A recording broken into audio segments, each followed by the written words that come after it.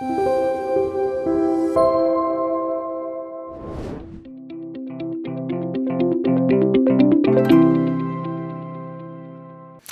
크게 두 번째로 내주하시는 성령님을 따르는 새 생활에 대해서 함께 나누어 보겠습니다.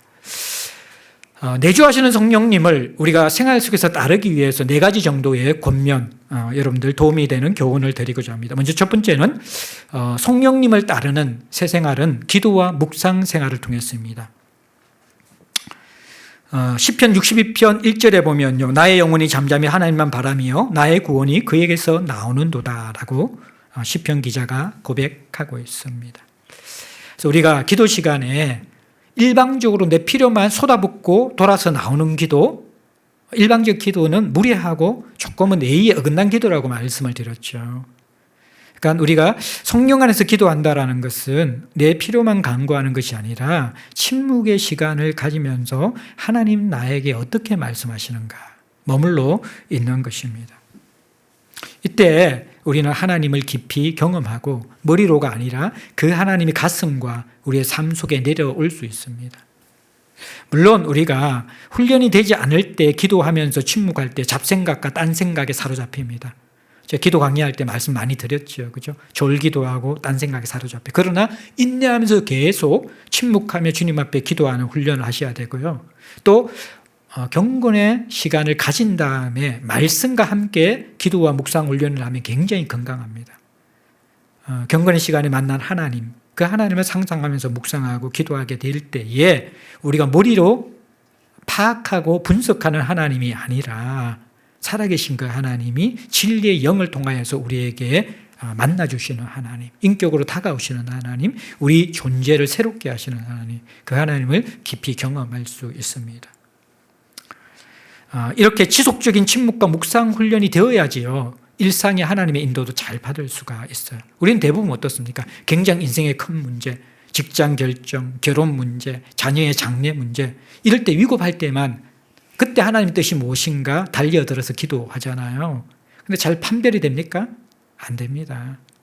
평소에 하나님과 동행하지 않고 위급할 때에만 급하게 하나님의 인도를 따를 때는 대부분 자기의 주관적 생각과 원하는 방향으로 사로잡히게 될 때가 많이 있습니다. 평상시 말씀 묵상과 함께 하루하루 그분과 동행하고 뜻을 분별한 사람들은 이러한 중요한 일이 긴급하게 찾아올 때도요, 굉장히 건강하고 균형 잡히게 분별해서 하나님의 인도를 받을 수 있는 것입니다. 이제 두 번째 새 생활에서 우리가 성령의 인도를 받는 삶은 일상에서 성령님과 동행하는 삶을 지속적으로 훈련하라는 것입니다. 로마서 12장 2절에 보면 너희는 이 세대를 본받지 말고 오직 마음을 새롭게 함으로 변화를 받아 하나님의 선하시고 기뻐하시고 온전한 뜻이 무엇인지 분별하라. 자, 이 세대, 신라군의 세상, 회색지대의 세상에서 하나님의 뜻을 잘 분별하며 살아가는데 성령의 도우심이 필요합니다. 성령님과의 관계는 인격적인 관계이기 때문에, 그래서 아주 관심과 민감한 주의를 기울일 때만이 성령에 의해서 하나님의 뜻을 잘 분별할 수 있습니다. 오랫동안 함께 살아가는 부부도요, 민감하지 않으면 평생 살아도 서로가 어떤 생각을 하고 있는지, 무엇을 좋아하는지, 어떤 필요가 있는지 알지 못하는 경우가 많죠. 마찬가지로 신앙생활을 오래 해도 하나님이 어떤 분인지, 어떤 생각을 하는지, 어떤 관심이 있는지 거기에 대해서 거의 모르는 사람, 하나님 생각하면 하얀 백지장에 아무것도 적을 수 없는 사람, 그런 사람들이 의외로 많이 있다라는 것입니다. 그것은 바로 하나님은 삶 가운데 교제하면서 알아가는 분이에요.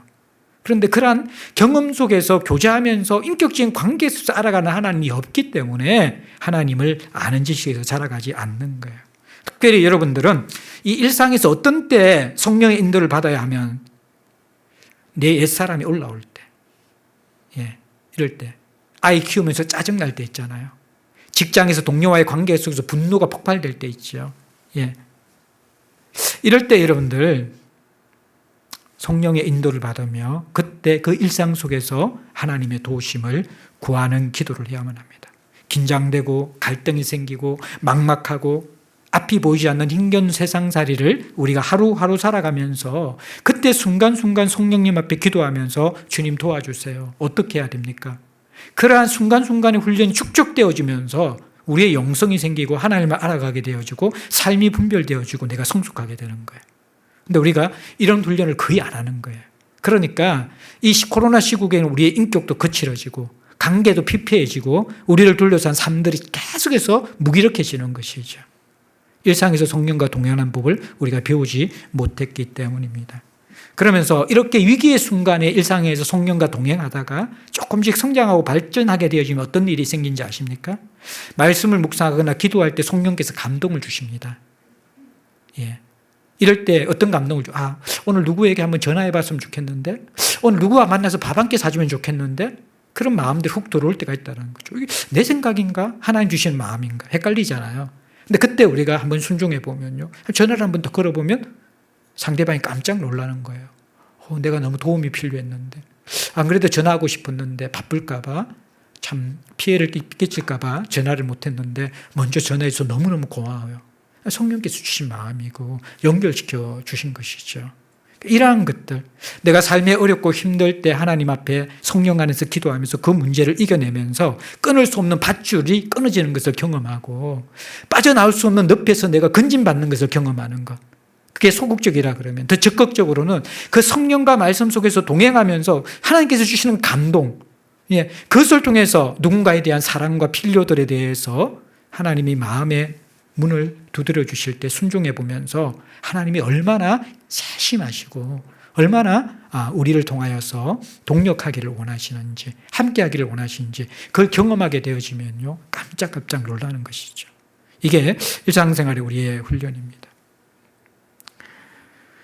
그러면서 여러분들이 이러한 것들, 성령님과 이런 역사들 계속 내가 어떻게 보면 이러한 부정적인 또 옛날의 그러한 소욕에서 벗어나는 끊어지는 그러한 경험도 하고 또 성령의 감동을 통해서 하나님 살아계시고 순간순간 일하는 것도 경험하고 그러다가 나중에 성령의 은사와 좀 뭔가 기적 같은 또 기이한 일들 이런 것들도 경험할 때 조심해야 될 것이 뭐냐 그러면 그것이 신앙생활에 다이거나 내가 굉장히 성숙한 거나 내가 다른 사람보다 영적으로 우위했다라는 교만에 빠진 것을 조심해야 합니다. 성령님을 체험할수록 겸손해야 되고요. 특별히 이러한 은밀하고 아주 깊이 있는 기이한 성령의 경험은요, 아주 지혜롭게 나눠야 돼요. 성령과의 교제는 마치 부부의 미래처럼 내밀한 것이거든요. 부부 사이에 있었던 깊은 거란 어떠한 이 이야기들을 아무에게나 함부로 툭툭 던지는 사람이 없죠. 그 이야기를 받아줄 사람들 필요할 때만 하는 것이죠. 마찬가지로 성령에 대해서 너무 이렇게 집착하는 사람들은 자기에게 조그만 일이 일어나도 너무 그것을 사람들에게 다 떠벌리고 나누려고 한다는 거예요. 물론 긍정적인 모습도 있죠. 하나님이 삶 가운데 함께 하신 거 나눈 건 너무너무 좋은 거예요. 근데 그때 조심해야 될 게 뭐냐 그러면 나는 이렇게 성령께 민감하고 나는 이렇게 동행하고 나는 이렇게 역사가 많이 일어나고 나는 하나님이 함께 하실 때 모든 것이 가능한데 너는 왜 그렇게 무력해? 너는 왜 그렇게 하나님 없이 살아? 너는 정상적인 신앙생활이 아닌 것 같아 라는 은연한 비교의식과 영적 우월의식 속에서 자기의 그런 경험들을 나누는 것, 이런 모습이 생길 수 있다는 거예요. 이런 것들 우리가 굉장히 겸손하면서 조심해야만 하는 것입니다. 크게 세 번째로는 성령과 동행하며 예수님과 닮아가는 것이 새 생활의 모습입니다. 결국 성령님의 중요한 사역은요, 우리의 인격을 예수님 닮게 하는 것입니다. 로마서 8장 29절에 하나님이 미리 아신 자들도 또한 그 아들의 형상을 본받게 하기 위해서 미리 정하셨다, 그렇게 말씀하셨죠. 하나님의 목적은 예수를 닮게 하는 것입니다. 그 예수를 닮게 하는 것이 바로 예수의 영인 성령님이십니다. 우리가 성령님과 동행하게 되어질 때에 말씀드린 것처럼 능력이 올 수도 있습니다. 특별한 그런 체험을 할 수도 있습니다. 그러나 가장 건강한 것은 인격이 예수를 닮아 성숙하는 것입니다. 지정의가 고루, 육체와 정서와 마음과 영혼 모든 것이 함께 통합되면서 예수를 닮아가는 것, 이게 성령께서 하시는 가장 중요한 사역입니다. 그래서 성령 안에서 예수를 닮아가는 사람의 특징은 굉장히 매력적입니다. 성령 안에서 예수를 닮아가는 사람의 특징은 자기의 결을 찾은 사람입니다.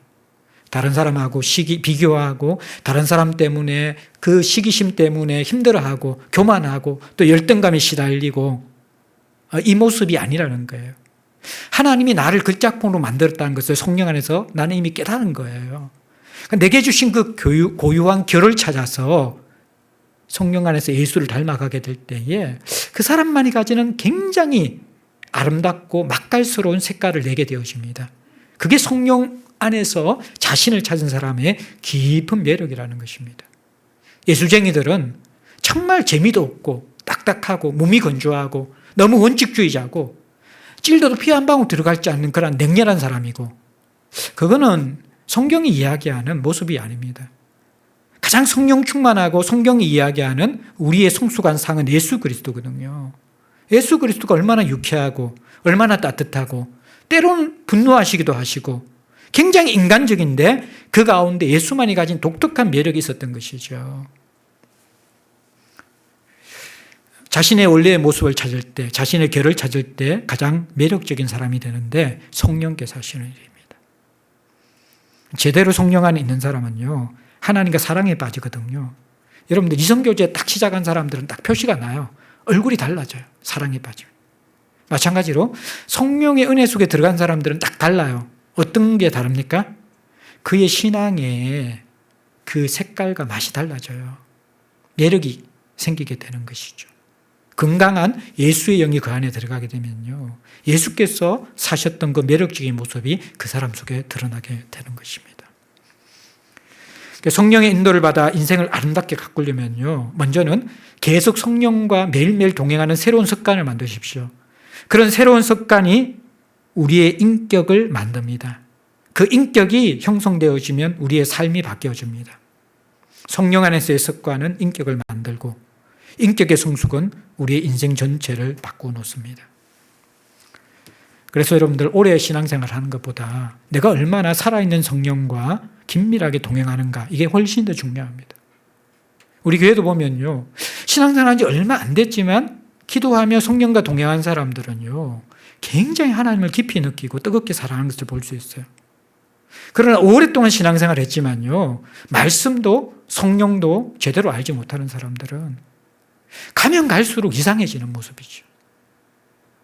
이게 여러분들 우리가 오래 신앙생활에서 그게 중요한 게 아니라 얼마나 성경과 성령과 동행하며 신앙생활하는가 중요하다라는 것입니다. 그리고 마지막으로 우리가 성령 안에서 세상을 하는 모습은 성령이 주시는 마음으로 세상을 바라보며 살아가는 것입니다. 누가복음 4장 18절에서 21절에 보면요, 이사야의 예언을 인용하면서 성령께서 메시아 예수에게 임할 때 일어나는 모습입니다. 그게 뭡니까? 가난한 자에게 복음을 전하고 기름을 부으시고 포로된 자를 자유케 하고 눈먼 자를 다시 보게 하고 눌린 자를 자유롭게 하는 것. 이게 성령이 임한 메시아 예수 그리스도의 모습이거든요. 마찬가지로 성령이 임한 그리스도인은 결국 어디에 연결되냐 그러면요, 하나님의 마음과 눈으로 세상을 바라보게 됩니다.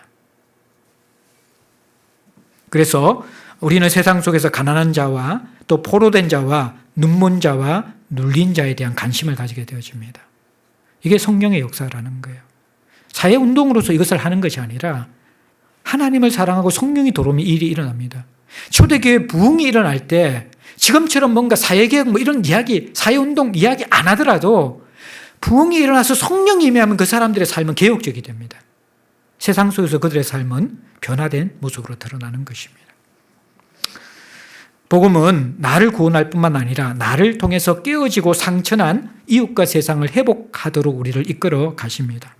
성령이 주시는 마음으로 이 깨진 세상에서 나는 어떤 역할을 해야 할까, 어떤 사명이 있을까를 고민하게 하는 것, 이것이 바로 성령이 우리 안에서 일하시는 사역의 모습입니다. 여러분들은 수십 년 신앙생활을 해도 결국 모든 것이 자기의 문제에만 매여 있고 내 필요에만 매여 있고 한 발짝도 나와 내 가족의 문제에서 벗어나지 못하고 있다 그러면 성령 안에서 신앙생활하는 것이 아닙니다. 성령께서 우리 안에 들어오시면요, 때로는 성령께서는 우리에게 예기치 못한 모험의 길로 우리를 떠미십니다. 우리가 계획하지 못한 인생의 방향으로 우리를 털어가시기도 하십니다. 그동안 우리의 본성과 우리의 육신으로 보지 못했던 새로운 것들을 보게 하시면서 거기에 대한 부담과 안타까운 마음을 주시면서 결국 우리의 인생을 그것으로 이끌어 가기도 하십니다. 예수의 영은, 성령의 영은 바로 온 세상의 주인이신 하나님의 영이기 때문입니다.